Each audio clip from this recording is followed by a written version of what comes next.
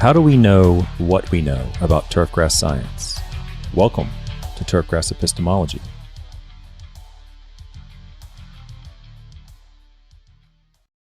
Good evening, everybody. Welcome to Turfgrass Epistemology. So glad you could join me. Today is an extremely busy show. On this episode, we are going to go over a science article on bentgrass, irrigation frequencies, rooting, and quality. We also have some news we're going to talk about tonight. We're going to go back to ChatGPT and talk about use ChatGPT in a way that might be useful for some people. We have a tinfoil turfgrass, a very short tinfoil turfgrass today. We have a turf thought at the end, and we're going to get to the table of literature right now. So we have a lot to go over. I'm going to try to get it done in an hour. I have no idea how, but I'm going to give it my best shot. Okay, so here we go. Let's first start with the table that we've been using. The topic of the last couple of weeks and for the foreseeable future is irrigation, water, turfgrass, drought, these sorts of topics. Okay, I've had a lot of interest or a lot of requests to go over that topic, so we'll be going over that for a while. And some of those some of the topics and articles are going to talk about irrigation frequency, meaning should you irrigate every day or every second day or every fourth day or once a week or whatever the case is. And there is a belief that deep and infrequent watering is the way to go because it's going to result in greater drought tolerance and deeper rooting and greater turfgrass quality. And all that may very well be true, but you're going to find in the literature that it's going to depend on a number of factors. And so I have a table here that's going to keep track of that issue for us.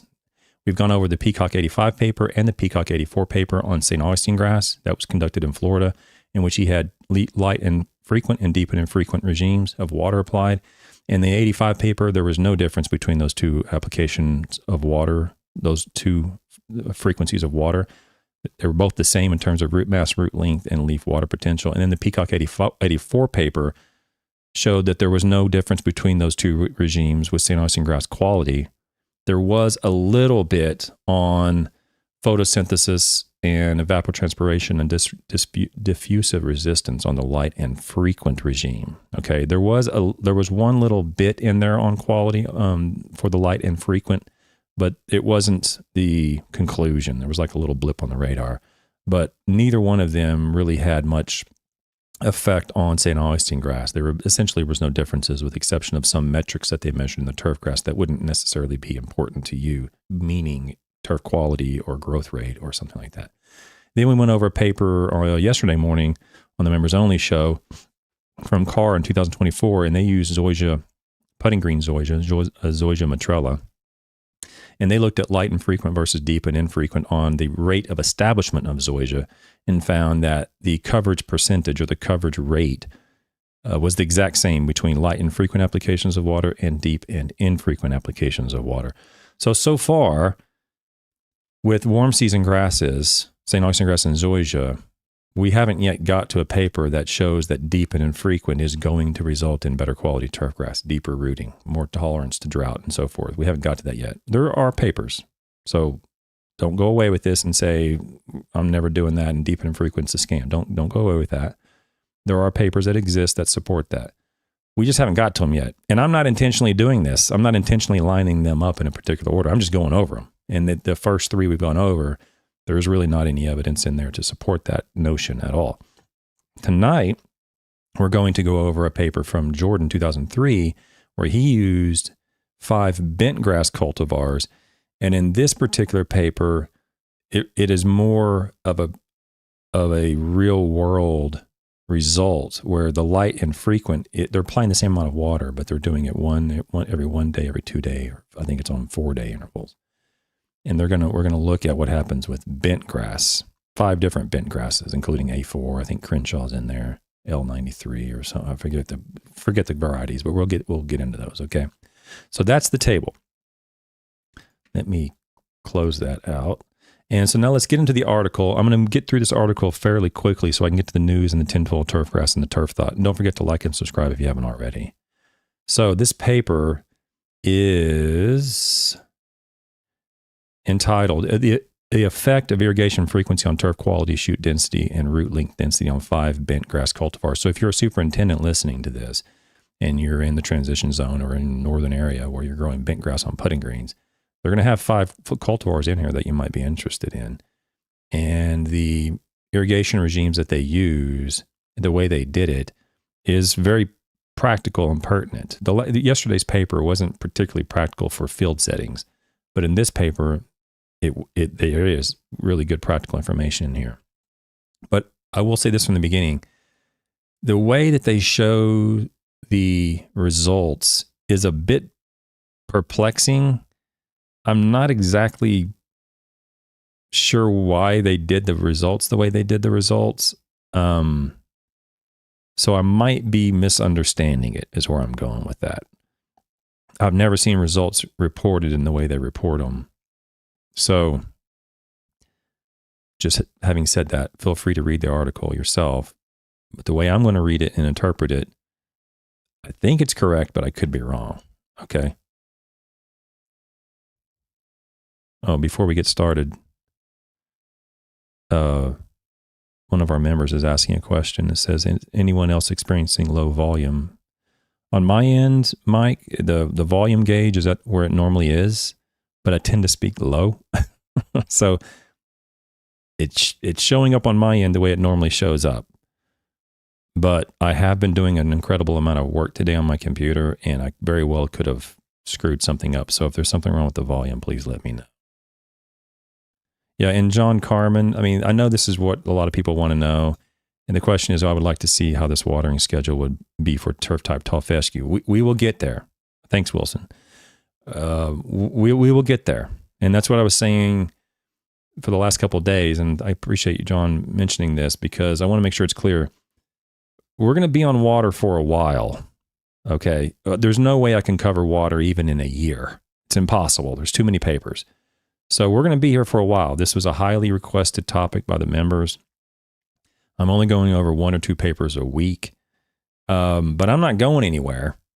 And, you know, there's a lot to go over. So please just kick back and relax, wait for 10 or 15 papers to come out, and let's build the consensus from the literature before we go out and start adjusting or telling our homeowners to adjust the water or adjust the clocks, or telling them something that may or may not be accurate for your location or for your turf or whatever, okay?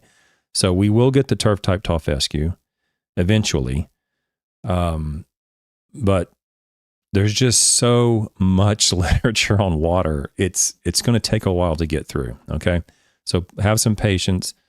I'm not going anywhere. We'll be here for a while, and you know, I'm not going to change topics for quite a while, because the issue of the topic of water is the most important to me. I think it's the most influencing risk factor for turfgrass growth. And the members were right. I don't really go over it. I haven't really mentioned it at all in terms of literature. And so that's what I'm doing here for the next foreseeable future. But anyway, we'll get into it. But keep in mind, this is a busy show. We got tinfoil, we got news, we got a turf thought, we got all kinds of stuff tonight. And I got to figure out some way to get it done in an hour. You know me. I'll probably be here for a while.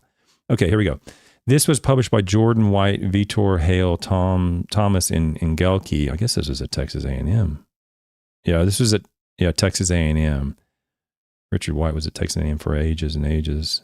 And I don't know if he's still there or not, if he's emeritus or I don't know what's going on with Richard White. But anyway, this was published in one of our top tier journals, Crop Science. Oh, I had a conversation today with some of my, just real quick, I know I got a lot to get to, but just some of the ongoings I do for business purposes. I had a conversation today with a research sponsor. And we were talking about where we're going to publish the paper and where we're going to, what journal we're going to go to. And we have some limitations and all this other stuff. And I said, well, if I had my way, I wouldn't put it in this journal. There are reasons why we have to put it in this journal. We don't really have a choice because we have a time limitation. But I said, I wouldn't put it in this journal because it's a junk journal. He started laughing. He's like, what do you mean? I was like, well, it's a trash journal. This journal is junk. This is where all the researchers just throw all the papers that got rejected from all the good journals, and they just throw it in this journal because it never gets rejected. And so it ends up accumulating a lot of junk papers, And they kind of giggled at me, and I don't know, maybe they thought I was crazy, but there's a lot of trash junk papers, and they tend to be more prevalent in junk journals. And I won't name any names journals-wise, but PLOS One's one of them. I changed the name of PLS1 to POS1. So that's one journal. But they're predatory journals. They're no impact factor journals or very low impact factor journals. And their rejection rate is like less than 10% or 20%. It's very, very low. So that you end up getting a lot of junk in there. This is not one of those. This paper is from Crop Science. This is our top tier journal outside of Nature and Science and all that stuff. But this is our top tier journal, published by some very good authors. Okay, so this is the irrigation frequency of turf and on turf quality, shoot density, and root length density on 5 bentgrass cultivars. When properly maintained, creeping bentgrass provides a high quality turf surface for golf course putting greens. Because of this high quality surface, bentgrass use has spread far into the southern U.S., well beyond its area of adaptation. That's actually going backwards now. We have a lot of Tiff Eagle being grown in areas where bentgrass used to be grown, particularly in western Kentucky in the upper transition zone as we get warmer and warmer. So this is actually being reversed now, where there's less bentgrass being grown in climates, and there's more and more like Tiff Eagle, Bermuda grasses being grown in some of the transition climates, particularly when it's in areas where they have blankets and they can kind of keep it alive in the wintertime. Anyway, when this was published 20 years ago, there was a lot of bentgrass being grown in areas where it really wasn't adapted to. And there still is today, let's be honest. Summer decline of roots during July and August is a major problem encountered with bentgrass in southern U.S. The decreased total number of roots and average root length at high soil temperatures reduces plant access to soil water and nutrients. In addition, the dead roots serve as a food source for soil microbes, which results in increased respiration and reduced oxygen concentrations. And I thought that was pretty peculiar. What they're saying is that as the dead roots slough off, and if you don't know, there's a cycle of root growth and sloughing off and dying and then regrowth that results in a lot of deposition of carbon in the soil. And what the authors are saying is that this process results in increased respiration and reduced oxygen concentration. So in essence, they're saying that carbon fertilization could cause problems because the root sloughing off in the soil is the same effect of carbon fertilization, and it could cause problems. I've never heard that before. That was peculiar. That was strange when I read that the first time. I'm like, I don't know of root sloughing off or root dying and the deposition of carbon compounds into the soil like that would be a bad thing. But they're implying here, if not outright stating here, that it could be. It seems, unless I'm reading it wrong, this just sounds strange. Both high soil temperature and low soil aeration decrease root growth and increase root mortality. In addition, a synergistic effect between high soil temperature and low soil aeration further contributes to bentgrass decline. So I don't know. That sounds strange to me. I mean, generally speaking, organic matter in the soil and carbon compounds in the soil are generally beneficial to plant growth. But they're saying that they could be harmful depending on if it reduces aeration or increases respiration and so forth. Nevertheless, very short mowing heights also reduce root growth of creeping bentgrass and increase turf susceptibility to temperature and water stress. Therefore, careful water management, including watching the turf for signs of water stress and making adjustments in irrigation practices in response to water stress, is critical when growing bentgrass in the hot, humid South. And that's critical. We're doing a survey right now of the national golf courses in the United States, how they use water. And one of the top priorities or top decision-making variables is visual inspection of the turf, like keeping an eye on the turf. And don't underestimate that. That is incredibly important, is that the turf will tell you what's going on. And if you keep an eye on it, a little bit of water at the right time can alleviate that stress almost instantly, but you got to keep an eye on the turf. To accomplish this, turfgrass managers have resorted to daily irrigation of greens combined with hand watering of dry spots and syringing the turf during the hottest period of the day. However, over-irrigation can also be detrimental to bentgrass turf and may lead to increased disease occurrence, algae formation, and thatch accumulation. It can be, over-irrigation can be a problem. It's usually the biggest problem when it comes to water, but not on a properly functioning USGA spec green. It is impossible to overwater a USGA spec green that's properly functioning. You're going to lose a lot of nutrients. You're going to flush away a lot of nitrogen, a lot of sulfur, a lot of phosphorus, a lot of potassium. You're going to flush away a lot of that. But it is not possible to overwater a properly functioning USGA spec green. So they said over-irrigation can be detrimental. It can be, and it can increase disease occurrence, algae formation, and that. It can, but only when it's not, the USGA spec green is not functioning correctly. If it's on a putting green, if it's functioning correctly, it's impossible. Can't do it. You can't overwater it. I mean, you can overwater in terms of wasting water, but it's not going to result in some harm to the plant because as soon as that water goes on, it's just going right out the drain. It's built that way on purpose. I would never do that intentionally because you're going to lose all the nutrients that are in the soil profile, but overwatering in this for the sake of like creating an anoxic zone is not going to happen on a properly functioning USGA green. Provided aeration does not become limiting, prolonged periods of high soil moisture reduce the number and depth of roots while increasing total water consumption. In contrast, less frequent irrigated turf used less water. This is by a couple of authors here. Because of reduced evapotranspiration. So when evapotranspiration declines, water irrigation declines, there's less water used. Daily irrigation of bentgrass putting greens contradicts the recommendation to irrigate turfgrass deeply but infrequently. This is by Madison and Hagen in 1962 and Beard in 1973. And we can go over that at some point, those citations. Although it may be required for greens built with sand-based root zone mixtures, the light but frequent. So there's been this ongoing recommendation since at least 1962 to water turfgrass deep but infrequently, and there will be clear cases in the literature that support that notion. But there's also clear cases in the literature that don't support it, in fact refute it. Okay, and we'll get those. We'll get to those. Infrequent irrigation fostered better root development on both cool season and warm season forage grasses by Bennett and Doss. Now, these Bennett and Doss papers and this Doss 60 paper, these are all from forage grasses that are allowed to grow up 3 or 4 feet tall. When you cut it at 5 millimeters, that could be a very different result. But in forage grasses where the thing can grow so tall and the roots can be a meter deep, then that may be, you're probably more likely to see a response to deep and infrequent compared to light and frequent irrigation under those scenarios. But turfgrass and forage grasses are light years apart when it comes to the manner in which we manage them. In contrast, St. Augustine grass showed no response to root length density to increasing irrigation frequencies of up to 6 days by Peacock and Dudek in 85, and we went over that paper. The objective of this study was to determine the relationship between irrigation frequency and bentgrass turf quality, shoot density, and root length density for 5 cultivars of creeping bentgrass. Materials and methods. A total of 81 plots were established on a putting green constructed according to the USGA Golf Association recommendations. The plots were organized into 9 irrigation cells containing 9 plots each.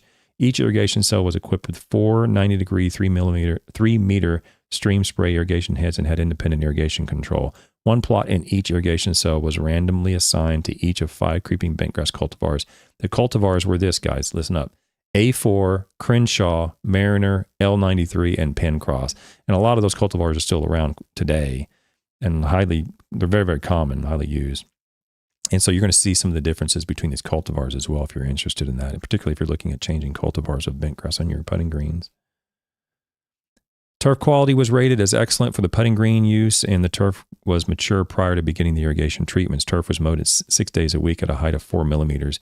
Irrigation was applied between 1 o'clock. This is in. So 1 p.m. and 6 p.m. Wait, that's not right. I can't do. It's 1 a.m. and 6 a.m. when the wind velocity was less than 2 meters per second or less to assure uniformity. So it was irrigated at night, basically. Irrigation treatments were imposed from July 21st to September 4th. That's important to keep that in mind. They're only going to do the irrigation treatments during the summertime, the hottest part of the year for bent grass. So you're going to see some grass, but the only part that's important on those graphs, well, with respect to the irrigation effect, the treatment effect that they're going to measure is the part during the summertime when they applied the treatments. And then it was June 22nd through September 1st in 1998. Treatments replaced the full amount of water lost from Class A pan evaporation from previous 1 days, 2 days, or 4-day intervals. So that's the irrigation treatment. The previous 1 day evapotranspiration, the previous 2 days, or the previous 4 days, they applied it on those intervals in the amount that was lost from pan evaporation at that time frame. All plots received the same total amount of irrigation water. Each irrigation treatment was replicated 3 times for all 5 cultivars. Okay, soil cores were obtained by inserting a 1-inch diameter soil core to a depth of 6 inches. The number of shoots in each core sample was counted to determine the shoot density. The core samples were divided into 1 to 3. Let's see. Well, I'll have to do this. I'll have to stay in metric, guys. Sorry. 1 to 7.5 centimeters and 7.5 to 15 centimeter depth. So this is 3 to 6 inches, and then it was like half an inch to 3 inch. The total root length was determined with well, I'm not even going to go through that because I got so much stuff to do tonight. They measured root length. They measured root length density. Okay, guys. Turfgrass quality was visually assessed and rated on a scale of 1 to 9, representing poor and excellent quality turf, respectively. A rating of 5 was considered minimally acceptable. Usually it's 6. On this particular study, they did it at 5. Okay. So the results and discussion. I'm going to talk about the results and discussion primarily in the tables and the figures, but I'm going to talk briefly in the text here. The environmental conditions. The environmental conditions basically were this. In 1997, it was really wet. In 1998, it was dry. So it basically rained twice as much in 97 as it did in 98. So the results from 97 are under conditions where the rainfall was applying a lot of water. So the effect of the irrigation treatment was less pronounced. In 98, when it wasn't raining as much, the effect of irrigation treatment was more pronounced. Okay? That's what happened. So turf quality. The mean turf quality ratings for 98 were greater than those for 97, but the cultivar ranking was similar. So the cultivar rankings were the same from one year to the next, but the quality was greater in 98 because it was it was more grown in. Mean turf quality ratings for Crenshaw and L93 were the highest of the 5 cultivars in 98. Quality ratings for A4 and Mariner cultivars were intermediate and the lowest for Bentgrass. So there you guys, if the superintendent's looking to, various availability of Bentgrass. In this particular study, it was the Crenshaw and the L93 had the highest quality ratings. Okay. And A4 and Mariner were in the middle. Okay, so we're going to go down here. So during 1997, turf quality did not differ significantly among irrigation treatments. So in 97, the turf quality did not differ based upon the irrigation treatment in 1997. Okay. So in one of the years, irrigation interval had no effect on the quality of the turf. This is probably due to frequent rains and high humidity overriding the treatment effects on turf quality, or possibly there were no treatment effects. Okay. The final 2 measurements of 1998 indicated that the turf quality of the 4-day irrigation frequency treatment was significantly greater than the other treatments. Now, in 1998, let's just show the graph now. In 1998, this graph, what I'm showing right here is turf quality on the y-axis and day of year on the x-axis. And what they're talking about is the last 2 rating dates in 1998, which are right over here. They show that the 4-day resulted in a turf quality of about 8, and the 1 and 2 day resulted in a turf quality of, let's just say, 7. Okay? Everybody with me? I'll get to this in a minute. I'll describe the whole graph in a second. But the only 2 dates for 2/3 of the year that deduct the ratings where the 4-day interval resulted in greater turf quality than the 1-day or 2-day was at the very end of the summer in 1 year. That's all there was on turf quality. Now, if we go up to the prior year, 1997, where it was raining all the time, there were no differences in any of the turf quality ratings. Okay? Whether it was 1-day, 2-day, or 4-day. Now, in this particular year, the treatment effect occurred right at the 200-day mark, which was around, July, June, and then it went to about 240-day mark. This is the only time they actually applied the treatments during the summer. But they took quality ratings throughout the fall, and then you see the increase in turf quality in the fall as the turf is a style, growing better in the fall than in the summer. But there were no differences in the first year, and in the second year, again, the treatment effect only occurred during this time period, about 180 days to about 240 days of the year. And nothing happened in first week, second week, third week, fourth week, fifth week, sixth week. And then at the very end, we see a little bit of an increase between the irrigation intervals, with the 4-day resulting in a turf quality of 8. Now, before I move on to the other variables, let me describe in a little bit better context the whole story here.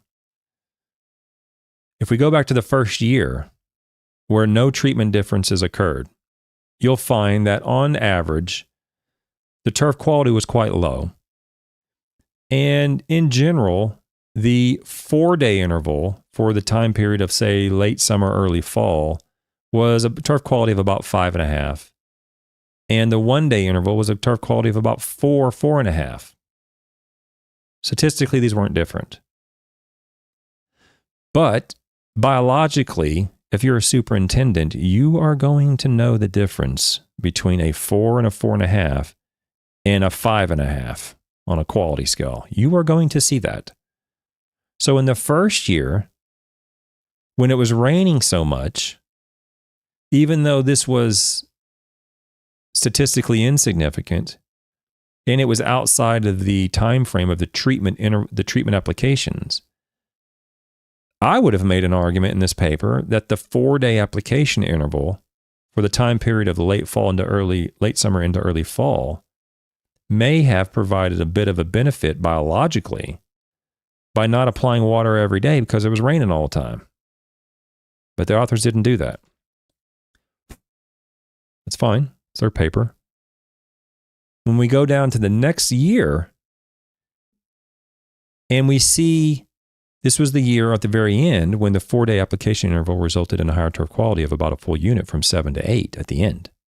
But look what happens in January, in February, in March, in April, all the way into May. The 4-day application interval, so the deep and infrequent application interval, resulted in a turf quality of about 7.5, and the 1 and 2 days resulting in about 8. So it was between around 7.5 for the 4-day intervals, and around 8 for the 1 and 2 day intervals for 6 months of the year. And it was during the 6 months of the year when you're probably getting the most play on bentgrass, which is during the late winter, early spring when the grass is growing so well. And then we apply the treatments and we see a little bit of a switcheroo, and then the 4-day interval comes up when it's hot and dry. The 4-day interval provides a little bit of better quality. Okay, I got it. But for January, February, March, April, and May, I would rather be applying it at 1 and 2 day intervals, wouldn't I? I mean, you superintendents have a much better eye than even golfers, even members or pros do when it comes to your golf course and your putting greens. The criticism that you have of yourself and your greens probably isn't even seen in most cases by the golfers because you're so sensitive to the way they look. My point is, you're going to see a difference between a 7, 7.5, and an 8 on a bentgrass putting green. My point is, this is biologically significant. So if I'm reading this and I'm a superintendent and I'm going, okay, well, I might have a benefit if it gets hot and dry in the late summer, but for the rest of the year, I don't. So I would rather be applying water every day or every other day for the entire year, except in the hot part of the summer where I might actually see a little bit of a benefit on only 2 dates out of 1, 2, 3, 4, 5, 6, 7, 10, 11, 12. Out of 12 rating dates, only 2 resulted in an increased quality as a result of the 4-day interval. Only 2. Now, granted, it was during the hot time of the year, the dry time of the year, the most stressful time of the year for bentgrass. But you're going to find some conclusions that are drawn entirely on these 2 dates. And that's fine. I mean, it's there. But when we look at the entire picture, I'm thinking, I don't know if I want to do that.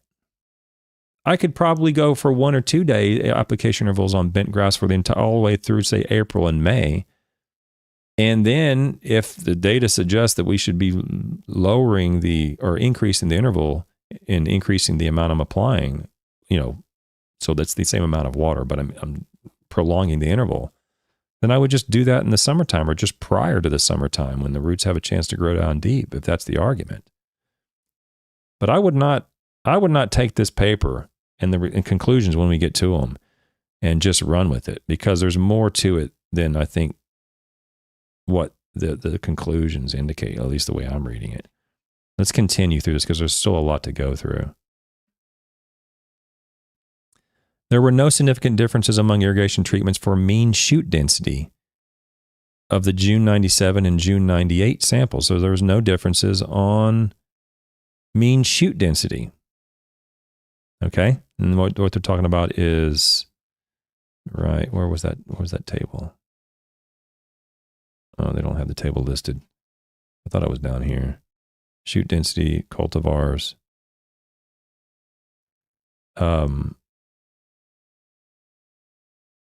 I think what they're talking about is like there's no differences in irrigation, mean shoot density. Yeah, so what they're talking about, and this is where it's kind of strange. I think they're comparing this A to that A, like the mean of the 1 day, 2 day, and 4 day to the mean of the other one. It's kind of peculiar the way they did this, because down here it says means for irrigation frequencies in a given row. I don't know if they're going, it seems to me in a given row you'd be going this way, which means you couldn't compare these. You couldn't compare August 98, 1 day, 2 day, and 4 day, because you're comparing them horizontally, not vertically. It seems peculiar to me. I'm not sure how to read that, because it says in a row. So I don't know how they're measuring the mean of the 1 day, the mean of the 2 day compared to the mean of the 4 day when you can't go vertically, because it says values for cultivars in a given column for a given irrigation frequency. So you can only compare these. You can't compare from 1 day to 2 day to 4 day. You can't do that. And I think that's what they did. I'm not real sure. I'm a little bit off on that one. Hang on, I'm getting off here. So Mike Conroy has a question. He says, the 4 day interval was better in the hottest periods for that year. Yes, Mike. So for that 98 year, when it was super hot, not sorry, when super hot, but it was super dry, then the 4 day interval was a little bit better. Here's the differences in irrigation. The irrigation in 97 was 255 millimeters, and in 98 it was 110. So you can see in 98 it was much drier, much drier. Okay. So the influence of irrigation is going to be more pronounced when it's drier, right? So at the very end of the year, there was a little bit of a benefit to that 4 day longer interval, Mike. But my question back is how do you know that that's what I would want to do? I mean, you're going to get it for that time period, but what happens after that? Because the rest of this graph, the preceding 3 or 4 or 5 months, the 4 day was inferior, right? I mean, not statistically, but biologically it is. So, in other words, there's a little blip on our radar here for deep and infrequent. But it happened to be at the end of the study, at the hottest, driest part of the year. And it happened to be at the very, very end of the study. Yeah. But root length density didn't change. That's what they're saying. That's what they're saying here. They're saying that there's no difference. Mean shoot density didn't change at all.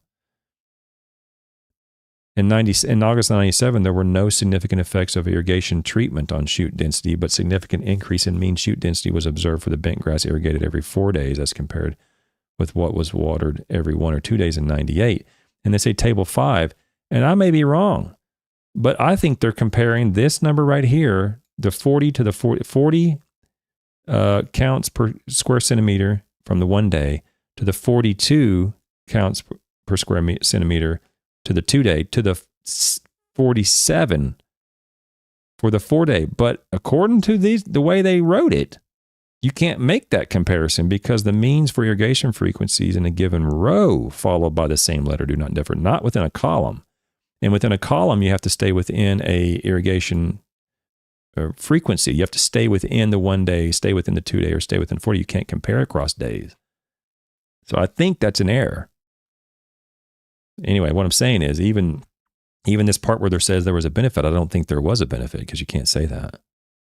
Could be wrong. Like I said at the beginning of this episode, I could be wrong because I've never seen data presented this way where you're looking at the mean of this, the mean of one group of treatments, and you're comparing it horizontally, I don't particularly care about from June to August to June to August. What I care about is from 1 day to 2 day to 4 day, Regardless, I got to keep going. I got so much to go to. I'll never end. Where am I at? Mean turf quality ratings for the 5 Bentgrass cultivars in 97, 98. Each value is the average of 99 individual treatments. And you'll see here, guys, in 97, Crenshaw and L93 were superior to A4, Mariner, and Pencross. And then in 98, both Crenshaw and L93 were again superior, but they were superior to Mariner and Pencross. And A4 was and A4 was equivalent to L93. So this, if you're looking at different issues or different, you have different questions about different bentgrass cultivars, that would be addressed in table 3 here. I'm going to keep going. In 98, changes in root length density were similar among cultivars at the 1 and 2 day interval frequencies in the 1/2 inch to 3 inch depth. In contrast, in 97, root length density decreased at both sampling dates at the 1 and 2 day irrigation frequencies. That's table 8. And what they're saying here is, see, again, I'm pretty sure this is correct. They're comparing like this group 1 day and all of this group 2 day and all of this group 4 day. They're comparing this value, which is a change of -6 in terms of root length density, to -4 under the 2 day to 14 under the 4 day. Okay. So it says here, values for means within a given column followed by the same letter do not differ. Now, this is a different explanation. So in this case, I think they can compare vertically. So I think it was just a mistake or a typo or an error. I don't know. But what I'm getting at, guys, is that you'll see in the top 3 inches, basically, that the 4 day interval resulted in greater root length density. And in the 3 to 6 inch depth, it also resulted in a greater root length density, where there was about basically no change in the 1 day. There was a little bit of a negative response in the 2 day, and there was a there was an increase of 10 centimeters per cubic centimeter of root length density when you use the 4 day interval. So I'm trying to interpret this in an accurate way. Basically what it's saying is, according to these data, there was a little bit of evidence that the 4 day interval resulted in greater root length density at both the shallow depths and the deeper depths than the 1 and 2 day intervals. Okay. But that only occurred in the last year of the study. I'm sorry, the last collection date, the August of 98. That's the only time it occurred. It didn't occur the prior year.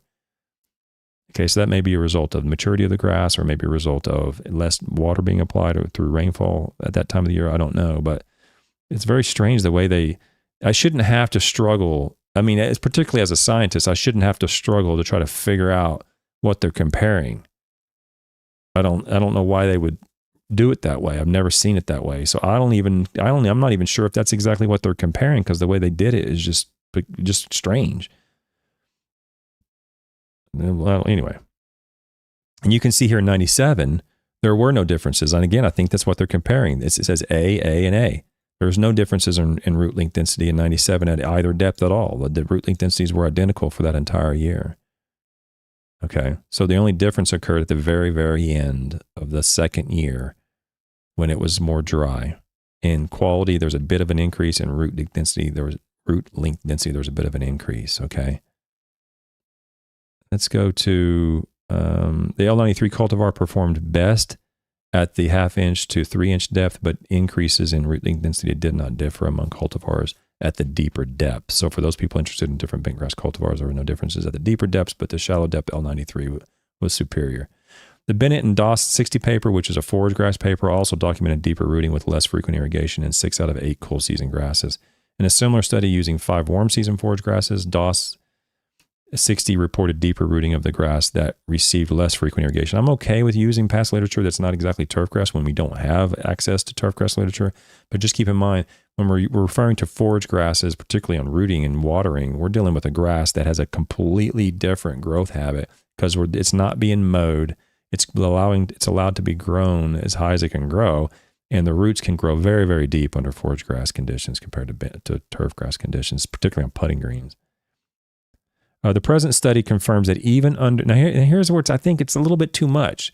These guys are great authors, and I may be misunderstanding it, but it's a little bit too firm of conclusions, given that the evidence supporting this is only at the very end of the study and one little blip on a radar.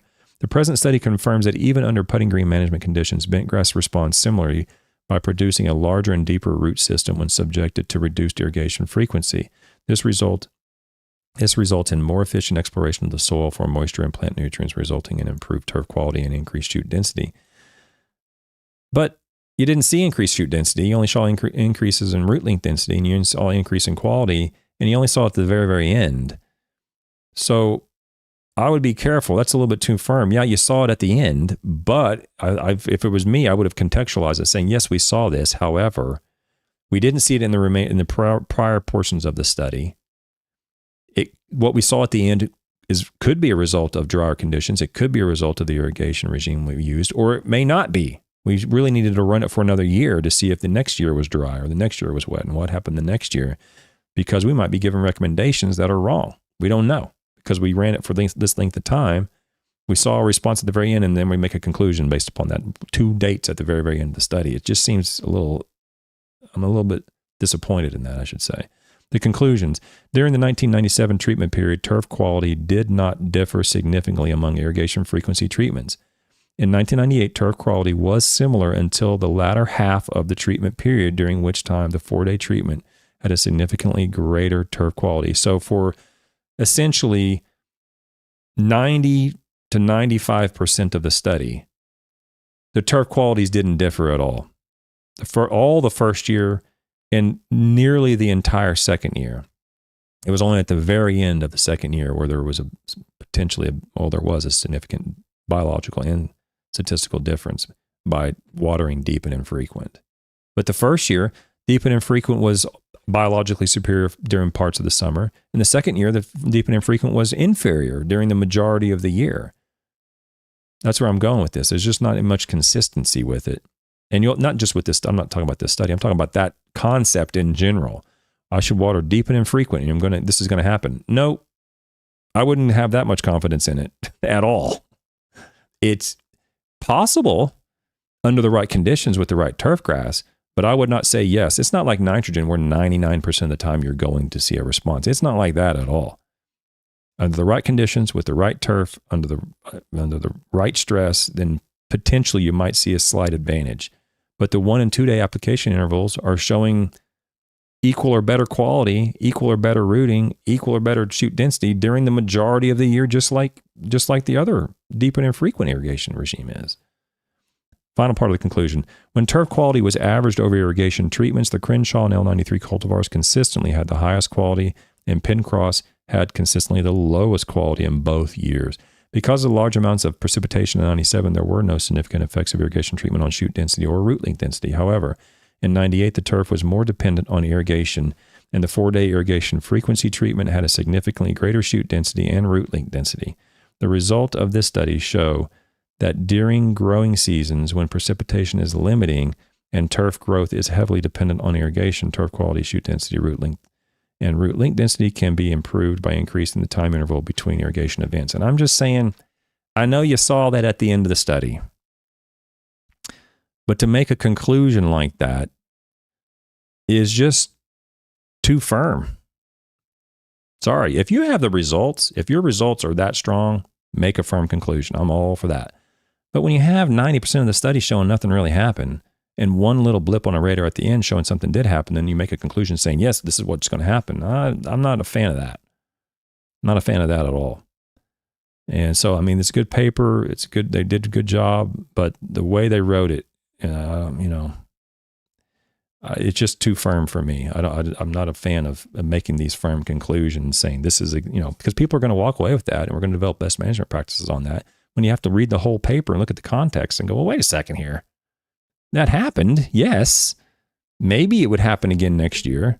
Maybe that consistent, prolonged, deep and infrequent application regime for many years would result in deeper rooting. Maybe it would, but we don't know, because all we saw was a little bit of a blip on a radar at the very, very end. The rest of the time, nothing happened.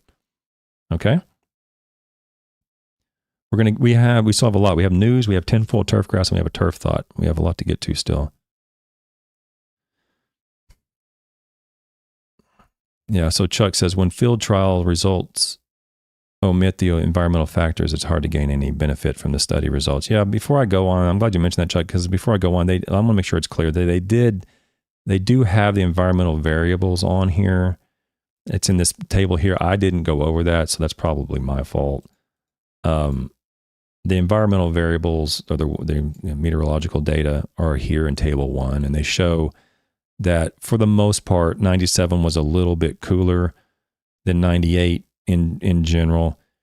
The relative humidity, they have that in both of these studies, and both this and then the wind speed was the same. But then they show the rainfall is significantly greater in 97. So there was a little bit of weather information in there, Chuck. I probably should have done a better job at explaining that. Sorry. Yeah, so Gray Fox says, from the papers you've covered so far, it seems there's little difference either way it's watered. And I would agree. Yes, Gray, that is true. However, let's read between the lines here a little bit. I know it sounds like I'm anti-deep and infrequent. I'm not anti-deep and infrequent at all. I'm anti-making strong conclusions without strong results. But let's say there's no difference, Chuck. Let's say there's no difference. Let's say that somehow in magical world, everything we do with deep and infrequent and light and frequent irrigation regimes, there's no difference. Somehow that we prove that to be the case. The value to the end user, the homeowner, or the superintendent is in water restricted areas where you can only water once a week. What that's saying is you can water once a week and still have the same turf quality as if you watered every day or every other day. So you can still live in these water restricted zones where you have, California reducing water applications and Texas reducing water applications to once a day. And in some parts of Florida, they're limiting water to be only applied on every other day, depending on the whether you have an even number or an odd number of your address. All of those things seems like they're being restricting, and they are restricting. But the turf can still maintain a high level of performance and quality, even applying water once a week or once every 3 or 4 days or whatever you're limited to. So that's sort of like the underlying message. There's probably not a whole lot of difference. At least the ones we've gone over so far, there's not a whole lot of difference. So you can just apply once a week and be fine, or maybe once every 4 or 5 days and be fine. You don't have to water every single day. Okay. So let's get to. Let's see. Let me do the news first. I'm going to do the news and then go to ChatGPT. Okay.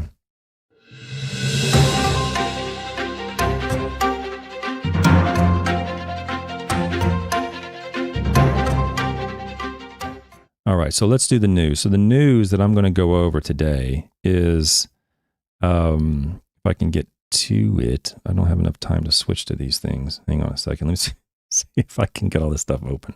Okay. The news. I was reading some stuff the other day and looked up some water stuff. And in the news, we have in California, I'm reading a newspaper article from NBCPalmSprings.com. And it says, California's new water law targets non-functional turf to conserve resources. As California continues to grapple with ongoing drought conditions, state lawmakers have introduced new regulations to curb unnecessary water use. Now, in this article, I'm actually going to go to ChatGPT to show you how I would use it if you get confused or you need some help on the particular issue. There's several fallacies in this article, but there's one particular one that I'm going to use with ChatGPT. So as I read through here, if you want to try to pull out the fallacy, there's more than one, but the one I'm going to talk about is at the end. So just. It's like a fun little game. I like reading news and seeing how the poor logic. It's horrible logic. Anyway, we continue. Sorry. Assembly Bill 1572 now prohibits the use of potable water safe for drinking and bathing, to irrigate non-functional turf. The bill defines non-functional turf as grass that serves no recreational or public assembly purpose and requires homeowners associations to switch to recycled water for irrigation by 2029. With 3 major statewide droughts in just 15 years, conservation efforts are a growing priority. Supporters of the bill argue that using drinking water for decorative lawns is wasteful when alternative solutions like drip irrigation and drought-resistant landscaping are available. Local experts and residents weighed in on the law's impact. Everybody should be concerned about conserving water, said local business owner Tammy Bleak. Why are we wasting drinkable water on that? Life coach Brad Ward agreed, noting that water in California is surprisingly inexpensive compared to other states. If we could make these laws easier to understand, more people might be on board. Despite concerns that this law will eliminate green spaces, supporters emphasize that HOAs will still be able to maintain grassy areas using recycled water, which is often cheaper than potable water. The shift aims to balance conservation with maintaining California's vibrant communities.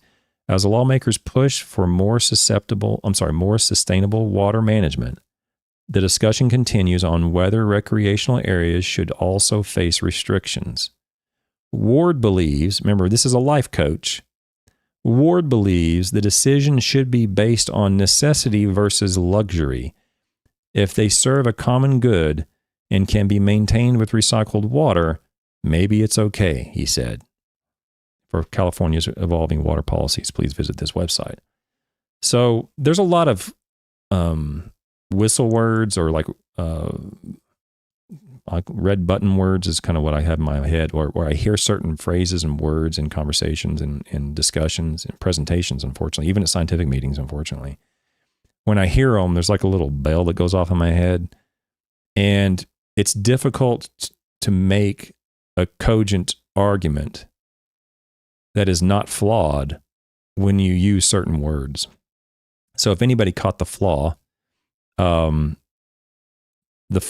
this is when they say, well, the decision to enforce this law or to pass this law to restrict water use on recreational lawns or turf grass, it should be based on necessity versus luxury. So whenever someone makes an argument saying, well, we should do that, you should do this because this is necessary and it's not a luxury, or or the opposite, you should not do this because it's a luxury that you're trying to do. It's not a necessity. And what they're basically saying is that you should restrict water applied to lawns because lawns are not a necessity. They're luxury. That is a red flag or red button of a flaw, a fallacy button, if you want to call it that. It's nearly impossible to argue your way into a cogent, sound argument when you're using that position. Okay, but if you don't know that, my thought was, well, the average person is not neurodiverse like me. You're neurotypical. You're not going to be obsessed and consumed by these poor arguments like I am.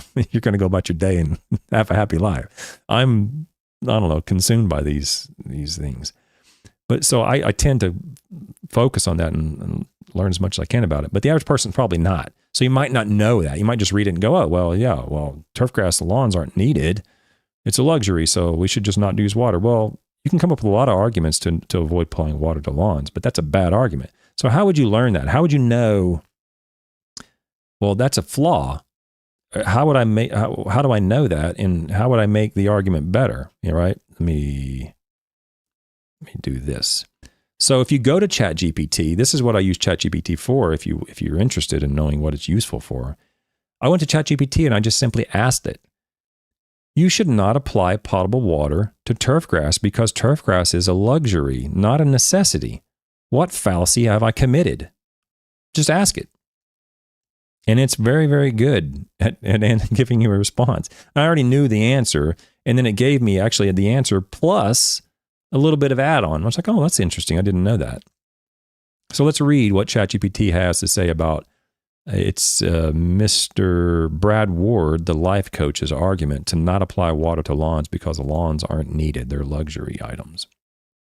ChatGPT says, the fallacy you've committed is the fallacy of necessity, also known as the false dilemma or appeal to necessity.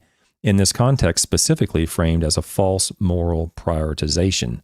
More precisely, it's a false dichotomy combined with a moralistic fallacy where you're assuming that only necessary uses of resources, like potable water, are justified, and any luxury use is inherently wrong.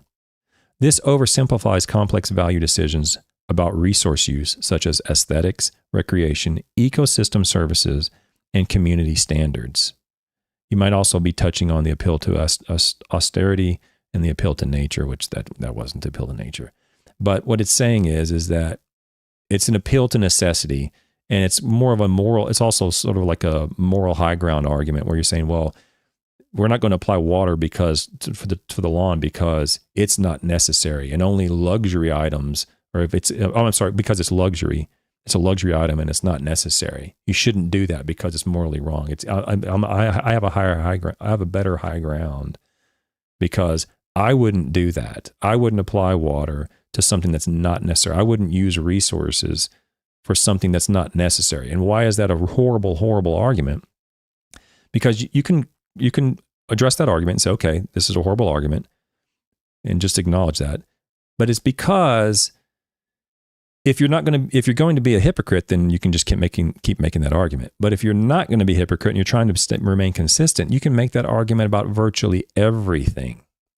There's nothing you're wearing that is absolutely necessary for human health and growth. You don't need your shoes. You don't need the buttons on your shirt. You don't need your shirt. You don't need glasses. Those are all luxury items. Those are all human well-being and quality of life items. They're not necessary, right? Certainly if you're living in Florida, you don't need shoes. You don't need those things. They're luxury items. That's the reason the argument has no merit. There's no ground to it, because you can make that argument about anything. It doesn't mean that you don't need a car. You can walk. You don't need a car. You don't need a truck. Just walk wherever you go. Go ask Glenn. What's that guy's name up in the Brooks Range in Alaska? Glenn, I can't remember his last name. He's a guy who lives in the Brooks Range in Alaska. He's been up there for 15, 20 years, living essentially by himself. He lives in a little hut the size of a closet. That man knows what you need. He doesn't have any luxury items. He only has what he absolutely needs. Okay? All the rest of us are just faffing about. We have a lot of luxury items, and I like my luxury items.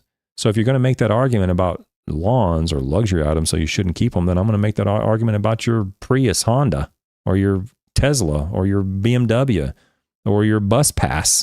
It doesn't make any difference, because you can just walk wherever you need to go. It's a horrible argument, and it has to do with the quality of life that we are accustomed to. Okay? So if you have a question about like, well, that doesn't make any sense, or maybe it's just the argument and you think it's perfectly good. You think it's a perfectly good argument, which I've done. I've written into it. I said, okay, this is my argument.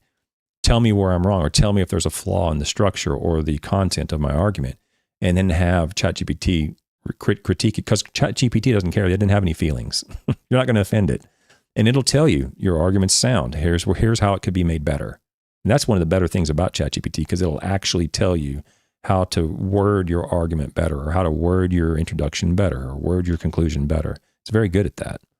So that's one way that I would use ChatGPT. For those of you who didn't join us last week, I went over ChatGPT and AI, and it was pretty accurate on a lot of things. I asked a lot of Turfgrass questions, but it was just wildly hallucinating on other things as well. So if you get a chance, go back and read that or watch that episode. I thought it was kind of interesting. Okay, now we're going to get to, let's see, what's going to be next. Let me do tinfoil turfgrass.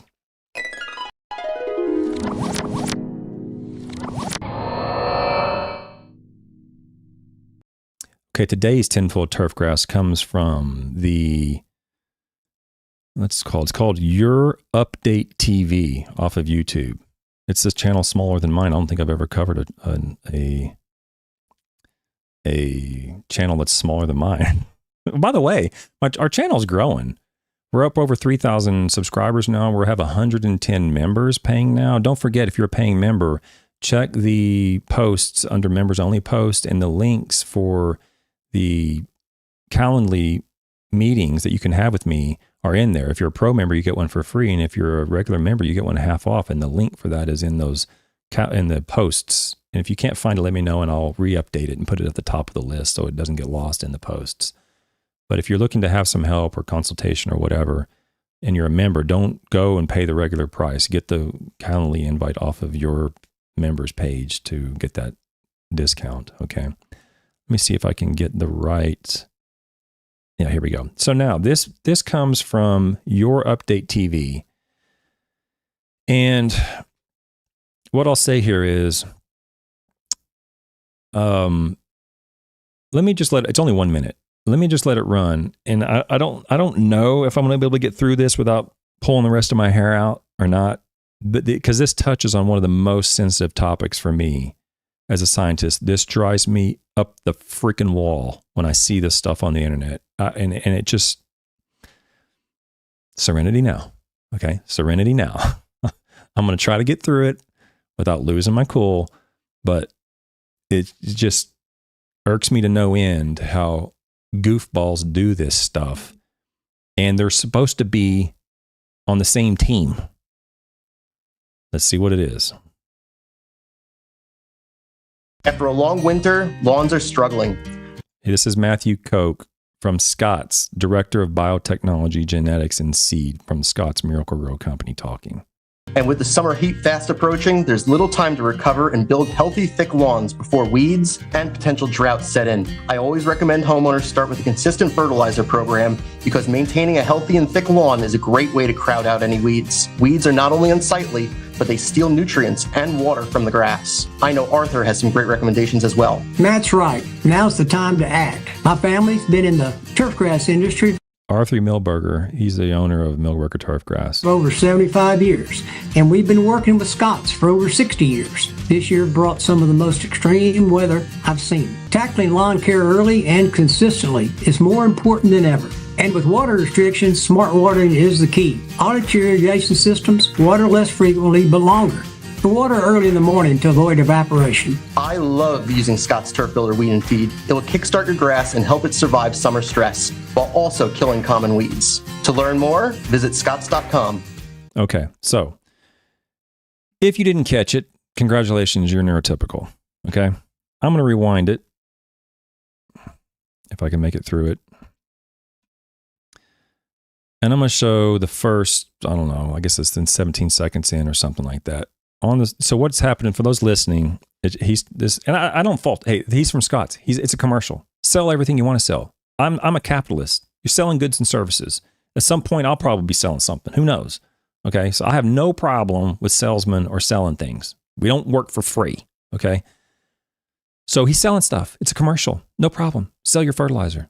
No problem with that. Okay, but if you're going to go and sell it this way and do this stuff, use some freaking common sense. Okay. On the screen, they're showing a gentleman, maybe it was this guy talking, I don't know, some lawn care operator, who knows what, homeowner, pouring some fertilizer into a Scott's fertilizer spreader. No problem.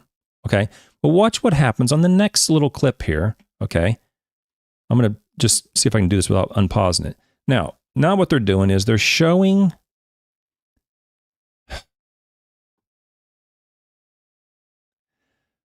the fertilizer bag, the bag of fertilizer, and this guy's pouring it into what's supposed to be the spreader.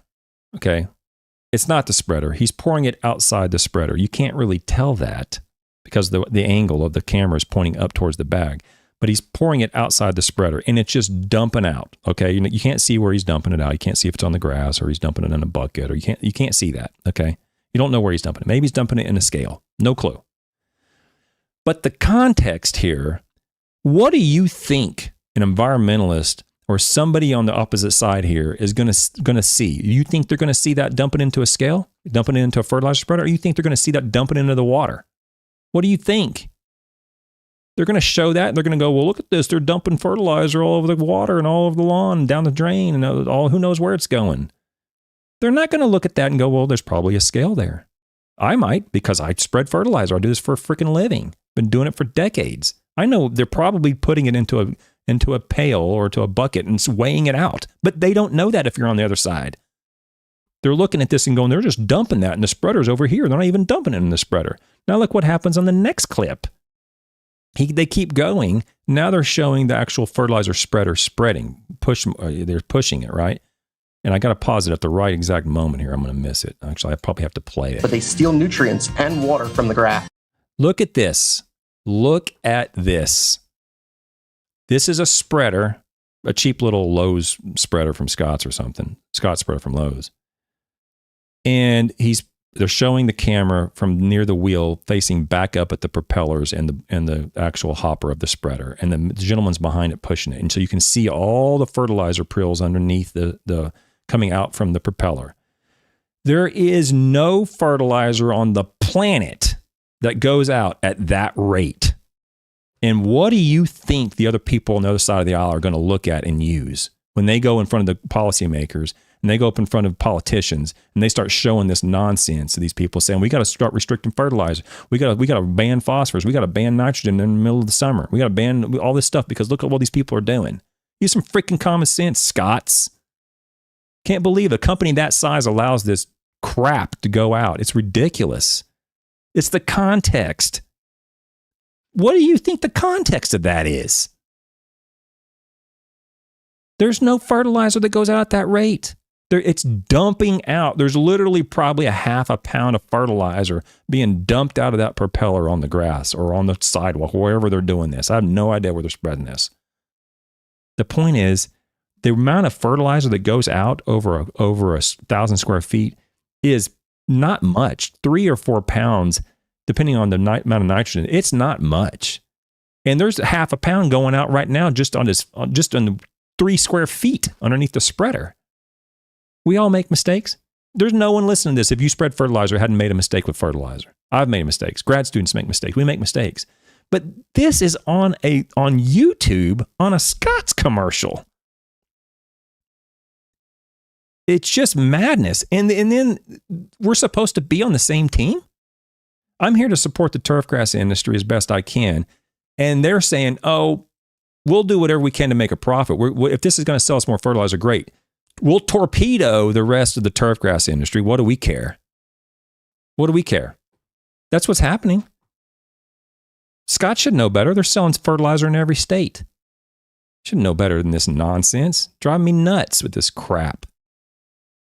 Ridiculous. The other side, even our side, they don't understand everything. They don't understand. They don't know how much fertilizer goes out how little fertilizer actually goes out. And what drives me more nuts than anything is all these goofballs on Twitter and Facebook showing videos of a kilobrew being filled up by a super sack, or a kilobrew filling up an atom spreader, or a super sack filling up an atom spreader, and they're showing all the fertilizer prills going down in the atom spreader, massive bags, or kilobrews dumping out tons into an atom spreader.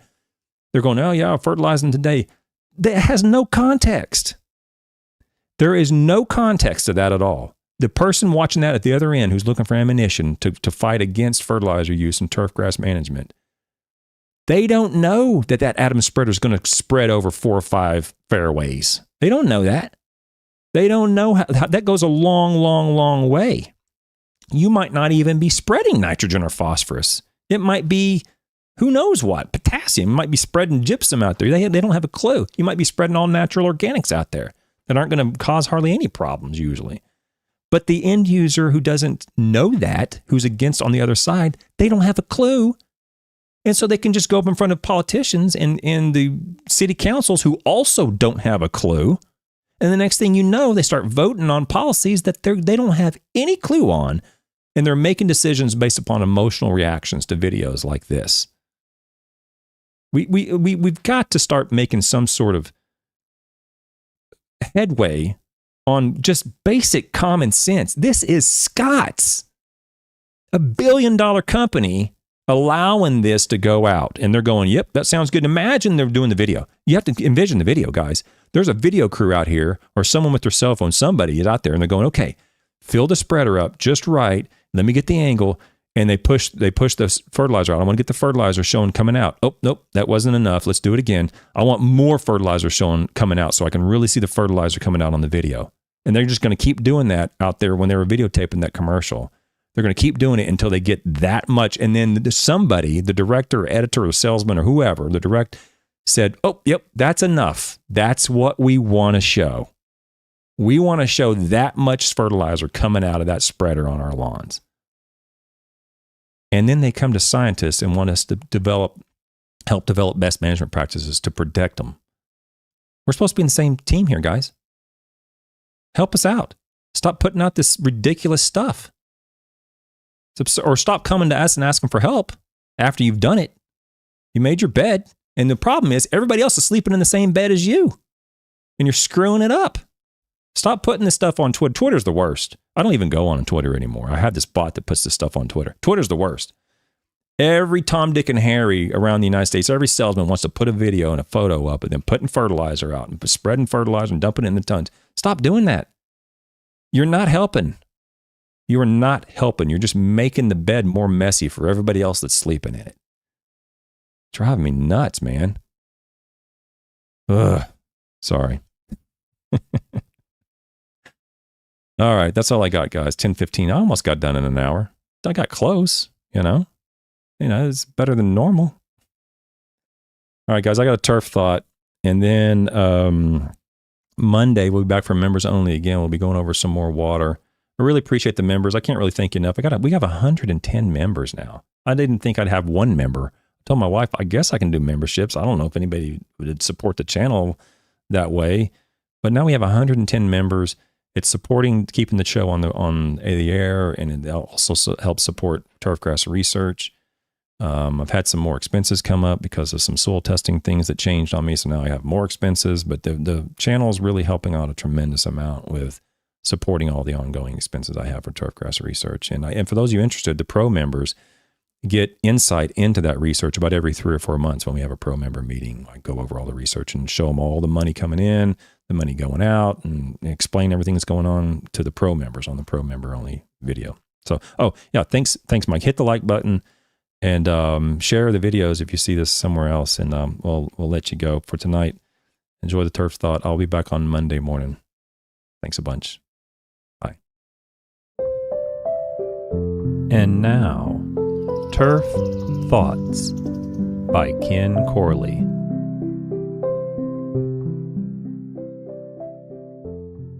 I attended a lunch and learn last month. The director of agronomy from a fertilizer company presented turfgrass biostimulants. His presentation was impressive. He included graphs, tables, and even some pretty little pictures of turfgrass before and after application. He made a point that this research was conducted at several universities. On the last slide, he included the marketing tagline, "Trusted by professionals." I thought, I guess I'm not a professional.